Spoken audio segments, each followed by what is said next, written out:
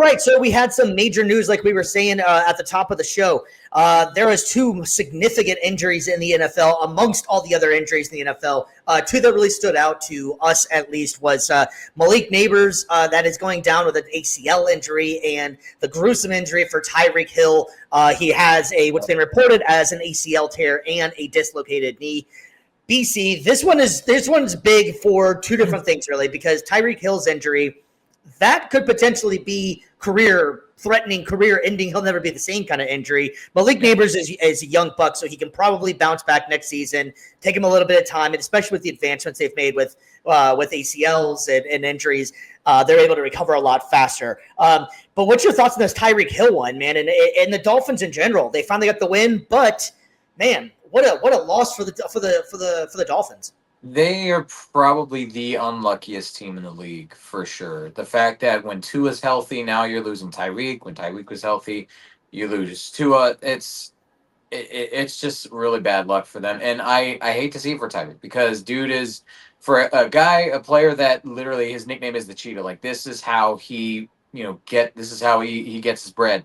He relies on his speed. He relies on his quickness, his agility. And as somebody that's suffered through knee injuries, it's something that, I didn't play the position necessarily, but it still slows you down significantly. And especially as somebody that's older, it can really impact his career from here on out. Again, it's one thing if you're maybe a bigger bodied receiver, you don't necessarily rely on the explosiveness as much. You rely on, your catch radius, your hands, size. But for somebody that's as small as Tyreek is, and somebody that, he's a slot receiver, like that's his bread and butter right there. It's difficult. It's the only words that can describe it. Like you said, it's career threatening, and it sucks. It really sucks, because he's one of the best players of this generation, regardless of off the field stuff. He's just amazing talent, and to see his whole season ended like that, and on top of that, it was gruesome to watch. Like, my gosh, like, just anytime you see like the leg dangling there, and there's no support, no structure to it, it makes you cringe. So, obviously hearts go out for him, and hopefully it's a quick, speedy recovery. Hopefully he defies the odds, regardless of, again, at whatever point in the career it is. Like, it's never a fun injury, but like, hopefully he's able to come back stronger next year. It's just an unfortunate situation for him, and I hate to see it. Yeah, absolutely. And Tyreek Hill's 31 years old. So that's where the biggest, I think, factor of this comes in. Yep. With the dislocated knee and the fact of the ACL tear, he's going to be out he's out the rest of the season without a doubt. That's already established. It's going to be what's going into the next season, which is going to put him, I'm not sure exactly what day his birthday is. I can tell you in 2 seconds, but March 1st of 1990, March 1st is Tyreek Hill's birthday. So he's going to be going, which is unfortunate for him as well, because he's probably not going to be back up and running at full speed, if he's even able to get back to full speed, until closer probably to 33. Yep. And going into that season, with the contract situation he has going on as well, there's been a whole bunch of possibly him getting traded, him getting wanting out. It's been a mess kind of in Miami with him. It started out fantastic, and it was the best thing in the world, and it's just kind of gone downhill. And I really feel bad for Tyreek Hill in this situation, that he is such an electric player. And this, like you were saying too, this is his bread and butter. It's speed. And once he starts losing speed, I guess it'll really show what kind of receiver he is, if he's going to turn into more of just a slot guy, because he is undersized, like you're saying. So can he turn into more of like a Welker or an Edelman, something like that, that's a possession guy? I'm not really sure. I think his game he's completely predicated on the speed and the burst and just being simply faster than you. Still a damn good receiver, don't get me wrong. I'm just not sure how his style is going to fit in whenever he comes back, if he's able to come back. Yeah, and that's the really difficult thing with it. Like, we've seen other players with ACL injuries and stuff be able to cover superhumanly, like Adrian Peterson. So it's not necessarily a nail in the coffin like it used to be for careers, but it's still, for somebody that relies more on that separation, that speed element, it is something that it's going to be a massive uphill battle for him. Yeah, no, I completely agree, and it's rough for the Dolphins as well, because their wide receiver core was already kind of slim. They have Darren Waller on the team now, so like, if that's one of your supposedly starting receivers, Jalen Waddle needs to really step up. And when this did happen in the past, whenever Tyreek was out, Jalen Waddle did step up. it's not been this. He hasn't looked like he has when he first came out and was just lighting up the league. That's going to be interesting to see how Waddle handles this, because he is going to have to be the man. And especially too, if you think about too, Devon Achane, such an electric, amazing player, but he's brittle too. He's a smaller guy. He's been hurt how many times already in his young career? So Miami's just in a very precarious spot right now, man. I don't even know what they're what they're going to do in that situation. He wasn't the only one hurt though. Like we were saying before, Malik Nabers, unfortunately, finally get what looked like a fun, competent quarterback, and first game out there with them, and he gets hurt. Where does the kid go from here, man? Does does he steady the storm and he's going to be all right because he's young, or what, man? How's this going to work out? Well, with Nabers, it's kind of a somewhat of a similar thing maybe with Tyreek in terms of you're going to be out for the year. You're going to be question is, are you going to be ready for training camp? Do you rush it back? Do you try to get him healthy, or do you just let him take his time? I would say honestly, if he shows progress because he is younger, then just kind of work him back in. But there's a part of me though too that's like, don't rush the young talent back just because he's younger. And there's different degrees of tear though too within ACL, and that's another thing I didn't talk about earlier. There's there's slight tears where there's just a slight little rip in it, and you might just need a few months of rehab. Other times it's a complete detachment like that, and you're gonna need cadaver ACL going in there. You're gonna need that one, you will need months of rehab and recovery for that. So ironically, in this situation, it's better to just flat out tear than it is to kind of to barely. So like, it's ironic how that works. You would think it'd be the opposite, but it is better to flat out tear it.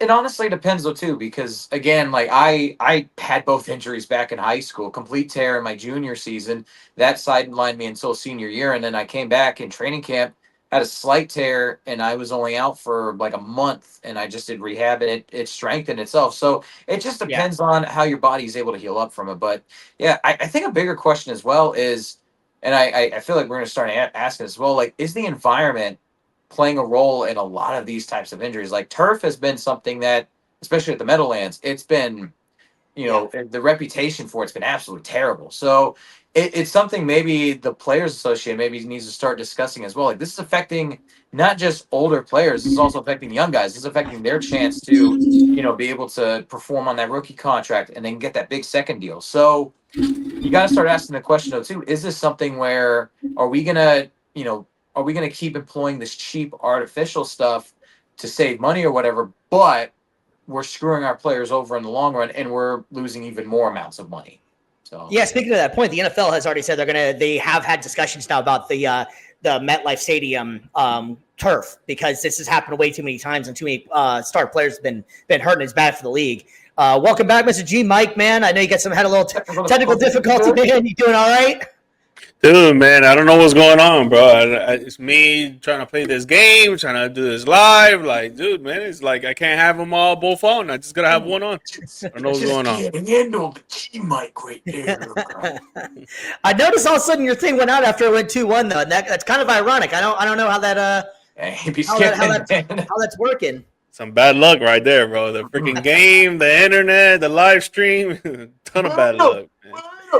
Oh, geez. Well, anyways, man, we were just going over all the injuries we had going on there, man. We had the Tyreek Hill injury, and we had the Malik Nabers injury. Wanted to give a special shout out to my man, Mr. Jay Holloway.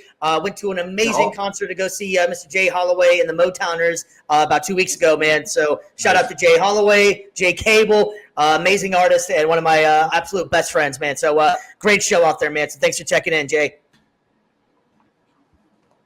Thanks for checking in, baby. Yeah, so we were saying before, man. So we were just talking about the injuries, Malik Nabers and Tyreek Hill, man. And what's your thoughts on that one? Man, it sucks, man. You never want to see any type of athlete go down with some certain injuries like that, and especially at the beginning of the season. At the end of the season too, you don't want to see that happen. You don't want to see any of those what could be career-ending injuries for both of them, really. But depends on how hard they work to get back. They really focus on their health and actually do the physical therapy that is going to be given to them. It'll be dope to see them come back next season and actually play because both of them are great receivers, man. They're great for the league. They're great for fantasy football. They're great for their teams. And, you don't want to see no player, no athlete go down with injuries, man. So I'm hope they can be able to come back. And now for the respective teams, you know, for the Dolphins, already 1-3, not looking good. The Giants are 1-3 too. They're both on basically on a tear of losing the entire season. And now with your star receivers going out, now you got to look to other guys in the receiver room to actually step up and put in the work. And that's going to be tough, man, because with the game and how it is, and you trying to get the ball out at least 30 times to 35 times a game, at least 10 of those targets are going to go to your number one receiver. Now it's got to be the number two, the number three, maybe number one tight end, the running backs, more checkdowns. So it's going to be tough for the Dolphins and the Giants to actually, overcome this already losing season for them and try to make it into a winning season. Yeah, I mean, you look at New York's wide receiver depth, though, too, including tight ends. You got Darius Slayton, Wan'Dale Robinson, and Theo Johnson. Hey, Theo Johnson got a touchdown. I mean, but I don't know if any of those guys are necessarily game planning around how to stop them. But I will say for the Giants, though, I think the whole situation, it sucks. Don't get me wrong. But I will say, at least they're in a better position, I would say, than Miami and Tyreek. A lot of Miami's players, that core is getting older. They're kind of aging themselves. Some of them are aging themselves out. Whereas with New York, you've got a lot of young talent there. Obviously, Cam Scatterbo and then Jackson Dart as well. If your team goes through another rough season, even without your primary receiver, you could still potentially be picking top 5 again next year. I know it's not a guarantee in the draft, but, finding silver lining, giving your young quarterback some experience, building around that running game as well with the young running back. Maybe you might be able to kind of make the most of a bad situation and try to maybe get another wide receiver, another receiving threat next year, whether it be tight end or receiver, depending on how deep each draft class is. Just you gotta find a way to figure it out. Well, there is optimism. Go ahead. Sorry.